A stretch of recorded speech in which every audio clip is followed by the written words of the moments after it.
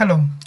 इस third part के अंदर स्केच को समझने के लिए हम देखिए बाकी क्या है। यहाँ तक हमने कंस्ट्रक्शन तक कर लिया था। अब इसके बाद है आपका स्केच फिलेट। फिलेट क्या होता है? जैसे जो शार्प कॉर्नर्स होते हैं उनको सर्कुलर थिंग देने के लिए। जैसे अभी यहाँ पर सबसे पहले मैं एक रेक्टेंगल बनाता हूँ। ठीक है, रेक्टेंगल के ये कॉर्नर शार्प है तो मैंने फिलेट लिया और मैंने ये कहा कि इनके बीच में मुझे फिलेट की रिक्वायरमेंट है। ठीक है, ये देखिए आप कितना रेडियस चाहिए, उस रेडियस का मैंने ये फिलेट क्रिएट कर दिया। तो ये मेरा क्रिएट हो गया। अब मुझे इसको कम ज़्यादा जो भी रेडियस देनी है, मैं सपोज टू इसको 25 देना चाहता हूँ तो ये 25 का क्रिएट हो गया। ठीक है, तो ये जो कर्व बना है वो 25 रेडियस का है। ठीक है, अब इसके बाद है यहाँ पर ट्रिम। ट्रिम क्या है? जैसे हम ट्रिमिंग करते हैं सेम वही चीज़ है। जैसे सपोज टू ये यहाँ पर एक सेगमेंट बाहर निकला हुआ है और मुझे इसको ट्रिम करना है, तो मैंने इस पर क्लिक करा तो ये उतना ही सेगमेंट कट गया। जैसे अभी तो मैंने यहाँ अलग से बनाया था, तो अभी मैं क्या करता हूँ, एक पर्टिकुलर लाइन बनाता हूँ। ये देखिए ये पूरी लाइन मैंने लॉन्ग बनाई। ठीक है, और इसको मुझे इसके इधर वाला पार्ट ही सिर्फ कट करना है, तो इस पे गए ट्रिम पे और ये देखो अलग से सेगमेंट क्लिक हो रहा है, ये ट्रिम हो गया। ठीक है, अब मुझे इसके बाद क्या, एक्सटेंड। मुझे एक्सटेंड करना है। ठीक है, तो सपोज टू मैं यहाँ पर एक लाइन ऐसे बना देता हूँ और मुझे इस पर्टिकुलर लाइन को वहाँ तक एक्सटेंड करना है, इस लाइन को यहाँ तक। तो ये लाइन एक्सटेंड हो गई। तो अभी देखोगे पूरा एक सेगमेंट है, ये अलग सेगमेंट नहीं है। अगर मैं लाइन कमांड से बनाता तो ये अलग सेगमेंट बनता। ठीक है, देखो इसको दोबारा से मैं बना रहा हूँ लाइन कमांड से, यहाँ से लेकर यहाँ तक। अब यहाँ पर देखोगे ये देखो ये अलग सेगमेंट है, ये अलग सेगमेंट है लाइन का। ओके, अब दोबारा से मैं एक्सटेंड वाले से बनाता हूँ। इसको सिलेक्ट करा कहाँ तक, यहाँ तक। अब ये देखो फिर से पूरा एक line segment. Okay, then split. अब मुझे ये पर्टिकुलर लाइन मुझे स्प्लिट करनी है यहाँ से।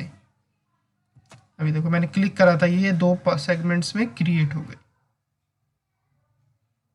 ओके, तो ये आपके टूल्स है।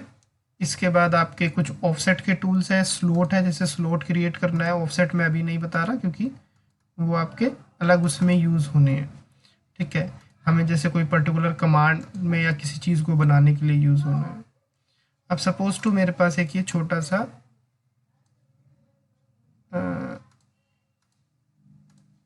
सर्कल है, यहाँ पर मैंने एक लाइन है मेरी और मुझे इसके अलोंग इसको इस साइड में भी बनाना है।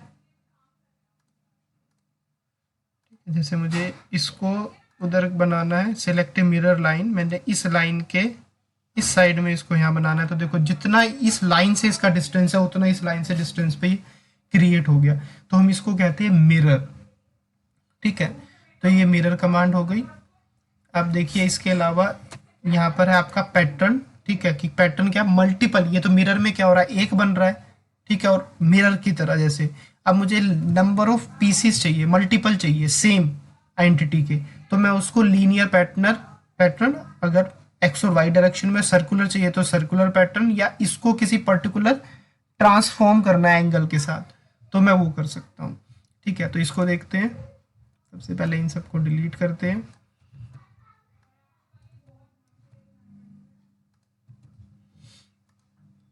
एक नया, और ये बाहर आए और प्लेन्स को ऑफ कर देते हैं। ठीक है ना। अब यहाँ पर सपोज टू मैंने ये एक सर्कल बनाया और मुझे इसको लीनियर पैटर्न करना है। ठीक है, इस डायरेक्शन में 25, इसकी डायरेक्शन ये है, इसको अपोजिट कर देते हैं। अगर इधर करेंगे तो इससे बाहर बनेगा। ठीक है, और ये इसकी डायमेंशन आ गई, ये इसकी डायमेंशन आ गई। ये डायमेंशन आपको कम लग रही है तो इसको इंक्रीज कर लो। ठीक है, यहाँ से भी ऐसे स्ट्रेच करके भी कर सकते हो और यहाँ पर डबल क्लिक करके भी आप कर सकते हो। ये दोनों ही डायमेंशन जितनी रिक्वायर्ड है, जैसे यहाँ पर 3x है तो ये 1 2 3, इस वाली डायरेक्शन में 3 है, ठीक है, और यहाँ पर 2x लिखा है तो इस वाली डायरेक्शन में, डाउनवर्ड डायरेक्शन में 2 है, इसको हम अगर 3 कर देते हैं एंटर तो ये भी 3 हो जाएंगे। ओके, तो ये आपका लीनियर पैटर्न हो गया।